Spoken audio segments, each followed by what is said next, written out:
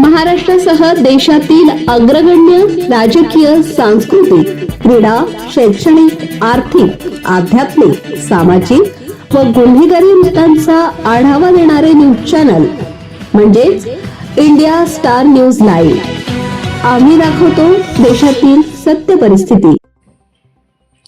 राष्ट्रवादी शरद पवार पक्षाचे पुरस्कृत उमेदवार राजश्री दिलीप येवले, प्रभाग क्रमांक 19 ब, सर्वांगीण विकासासाठी निवडून द्या राजश्री येवले।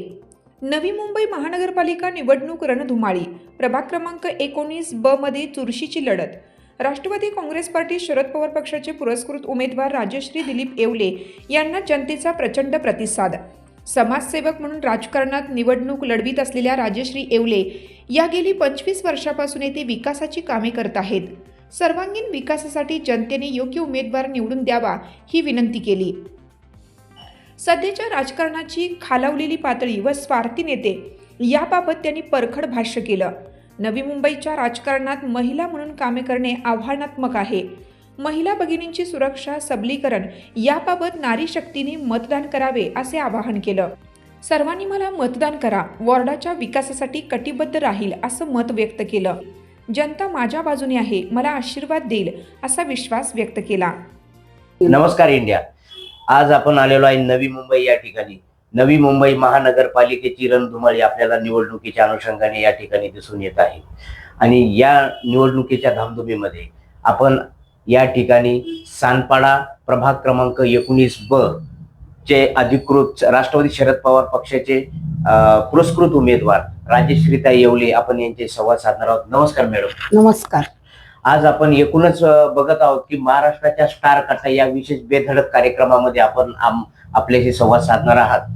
तर एकूणच आता ही जी निवडणूक बघितली आपण, तर या निवडणुकीच्या अनुषंगाने या वार्डाचे प्रलंबित प्रश्न काय आहेत, तर त्या अनुषंगाने आपलं काय मत आहे आणि एकूणच हा जो वार्ड आहे 19 ब, तर या वार्डाच्या अनुषंगाने राजकीय आतापर्यंतचा आलेला इतिहास, राजकीय इतिहास आणि पुढची राजकीय प्रणाली याच्या बाबत आपण काय सांगू शकाल? नमस्कार। मी सर्व महाराष्ट्रातील आणि नवी मुंबईतील सर्व जनतेला पहिलं नमस्कार घालते।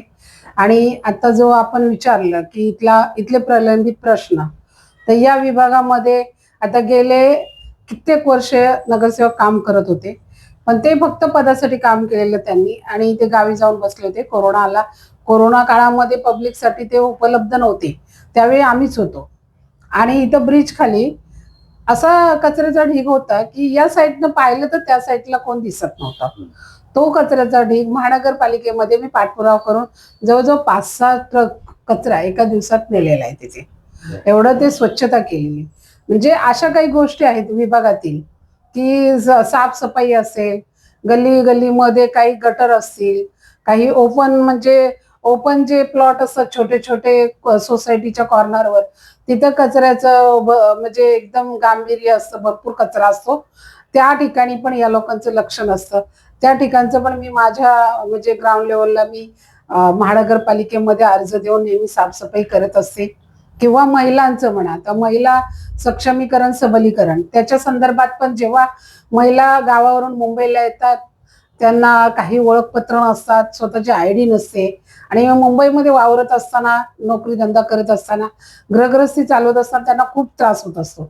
हे सगळं मार्गदर्शन देण्याचं काम प्रामुख्याने इथं महिलांना एक अशी कार्यशाळा असायला हवी की तिथून महिलांना त्यांनी वावरायचं, समाजात वावरत असताना स्वतःचं संरक्षण कसं करावं ह्या विषयावर त्यांना मार्गदर्शन देणं गरजेचं आहे। दुसरी गोष्ट, गृहगृहस्थी चालवत असताना त्यांना खूप प्रॉब्लेमला सामोरं जावं लागत असतं। रूमचं भाडं भरायचं असतं, पुन्हा आणखी मुलांना शिक्षण द्यायचं असतं, तेव्हा नवऱ्याच्या एकदम तुटपुंज्या पगारावर त्यांचं चालत नसतं। तेव्हा त्यांना रोजगार निर्मिती, घर बसल्या काहीतरी काम भेटणं गरजेचं आहे। किंवा ज्या कामाला जातात महिला, त्यांना 8 तासाची ड्युटी भेटणं गरजेचं आहे, कारण सकाळचं त्यांचं घरातलं काम करून ते 8 तास ड्युटी करू शकतात आणि मग त्यांच्या घरातल्या म्हणजे त्यांच्या कुटुंबाला एक छोटासा हातभार लावू शकतात। याच्याकडे प्रामुख्याने माझं लक्ष जास्त त्याच्यावर आहे। एकूणच महिलांच्या बाबतीमध्ये अतिशय आपण सजग आहात आणि ऍक्टिव्ह पद्धतीने काम करत आहात।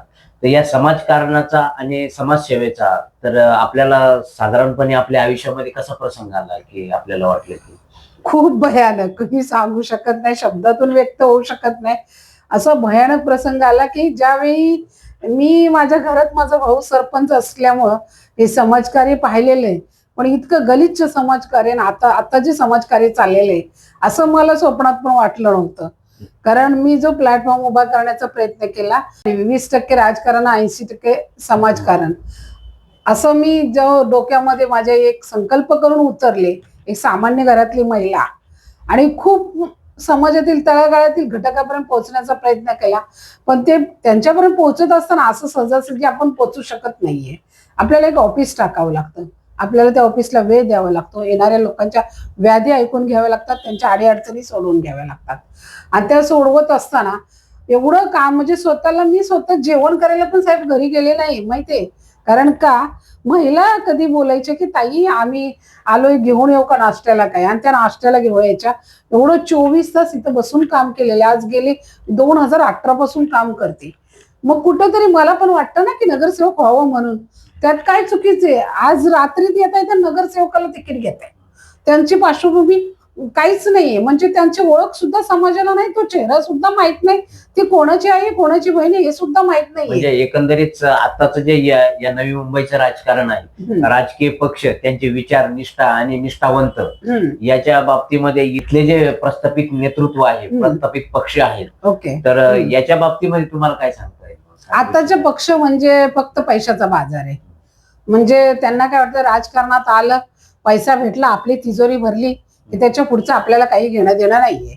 आता फक्त नगरसेवकाला जायचं, एबी फॉर्म घेण्यासाठी किती लागणारे एवढे पैसे ओतायचे, तिकीट मिळवून घ्यायचं, सामान्य कार्यकर्ता भरडला जातोय.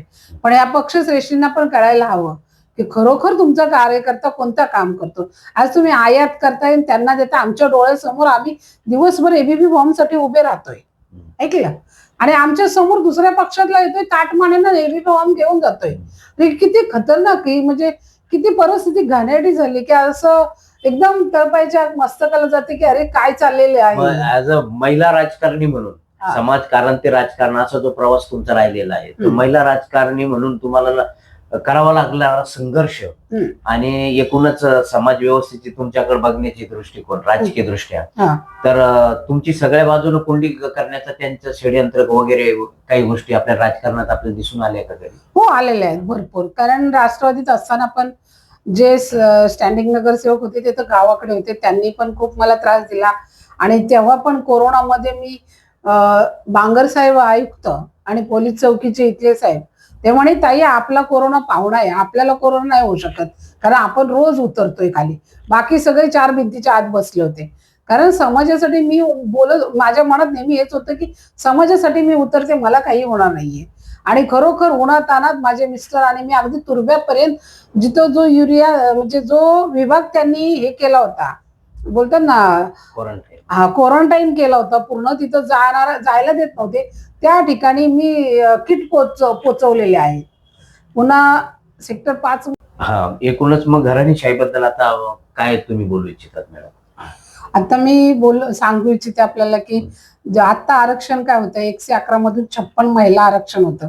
56 महिलांना महानगरपालिका निवडणुकीत उमेदवारी मिळणार होती. त्याच्यामध्ये महिला म्हणजे पक्षाच्या पदाधिकारी महिला अनेक आहेत, कामं करणाऱ्या अनेक आहेत, पण त्याच्यातून फक्त 2 महिलांनाच यांनी उमेदवारी दिलेली आहे. म्हणजे विचार करा ना, 10% किंवा 5% पण नाहीये, एवढी उमेदवारी दिलेली आहे. मग हे किती म्हणजे आताच्या समाज कार्यामध्ये किंवा आताच्या या लोकशाहीमध्ये ही एकदम निंदनीय गोष्ट आहे की पदाधिकारी महिला कार्यक्रम घेत असतात, पक्षाचा प्रोटोकॉल पाळत असतात, वर्षानुवर्ष पक्षासाठी काम करत असतात, स्वतःच्या घरातली बोलणी खाऊन येत असतात प्रत्येक कार्यक्रमाला. माझ्यासारख्या महिला शाखा टाकत असतात, शाखेचं भाडं स्वतःच भरत असतात, स्वतः भरत असतात. म्हणजे सगळं करत असताना त्या महिलांचा विचार नाहीये. आणि फक्त 2 महिलांना दिले, बाकीची तिकीट गेली कुठं, यांच्या घशामध्ये गेली तर सर्वांच्या. कारण याच्यावरून कळतंय ना की आपण मधली 54 तिकीट कोणाकडे गेली. तर हे म्हणजे मी येणाऱ्या 15 तारखेला जे मतदान आहे त्या अनुषंगाने आपण या मतदार बंधू भगिनींना काय आवाहन करू इच्छिता? मी राजश्री दिलीप येवले, राष्ट्रवादी काँग्रेस पार्टी शरद पवार गटाची पुरस्कृत उमेदवार म्हणून या महानगरपालिका निवडणुकीमध्ये उभी आहे. माझा प्रभाग आहे 19 ब आणि निशाणी आहे रिक्षा. येणाऱ्या 15 तारखेला आपण सर्वांनी मतदान करायला जाल, त्यावेळी ब क्रमांकातील 6 नंबरच्या रिक्षा या चिन्हावर बटन दाबून मला प्रचंड बहुमताने विजय करा. आणि मी आपणा सर्वांना एक ग्वाही देते की प्रभागाचा विकास करण्यासाठी मी कटिबद्ध राहील, याची आपल्याला पूर्णपणे खात्री देते आणि थांबते. धन्यवाद. जय हिंद, जय महाराष्ट्र. धन्यवाद. India star news Mumbai.